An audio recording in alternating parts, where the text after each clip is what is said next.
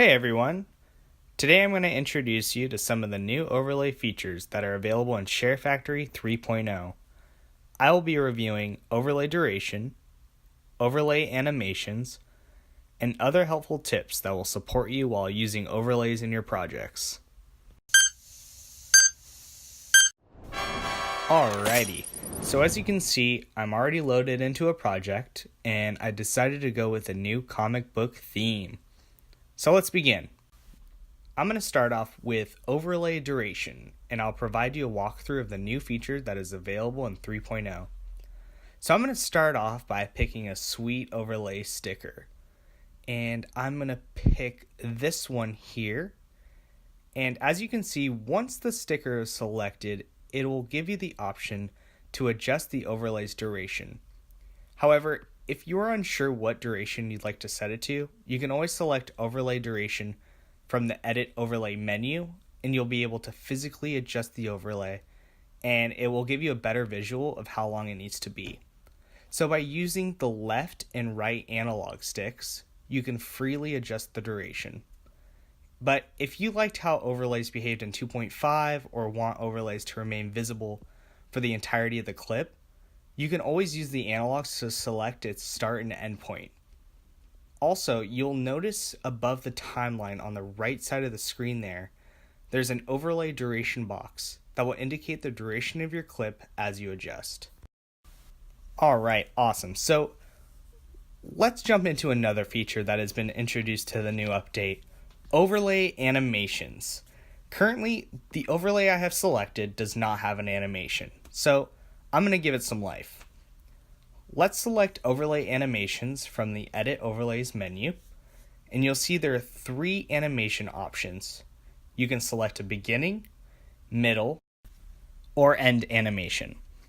You do not have to select all 3, but for my demonstration, I will show you guys an overlay with all 3 animations. So I'm going to select a beginning animation, then I will select a middle animation, and lastly, I will select an ending animation. Cool, so let's check it out. Alrighty, very nice. So before we jump into the final lesson, let me point your attention to the 2 ramps on each end of the overlay in the timeline. These ramps represent your animation that you selected. Each animation varies in time, so depending on what you choose, the duration of an animation could create a long overlay ramp or a short overlay ramp, and this will dictate the overall length of your overlay. Alright, so while keeping all that in mind, I'm going to give you 3 helpful tips on how to effectively use overlay duration and animations to create the results you want to see in your projects. So my first tip will demonstrate how to use overlay duration and animations simultaneously. So if you adjust the duration of your overlay and it turns yellow, it means the duration of your overlay is short in length, and the middle animation, if chosen, will not be visible. Therefore, there will only be the 2 ramps, which represents the beginning and end animations that you chose. Also keep in mind, even if the overlay does not turn yellow and you can see a small portion of the middle of your overlay, chances are the middle animation will barely perform or there will be a slight movement. So for my second tip, I will demonstrate how overlays perform when placed within a transition. I'm going to select a longer transition here. Some of the transitions that are available can be 4 seconds long.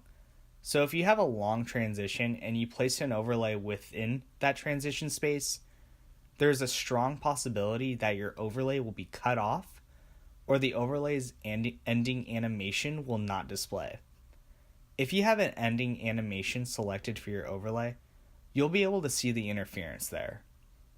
Luckily, in the new update, you are able to see the transition's duration, which is represented by the dark rectangular area with the transition icon placed in the middle. So be sure to avoid this area or be mindful when placing overlays within this transition space. And for the last tip I will give you guys will be trimming with overlays. So let's say you have an overlay placed in a segment, which I'm sure you do by now since you've learned a ton about overlays.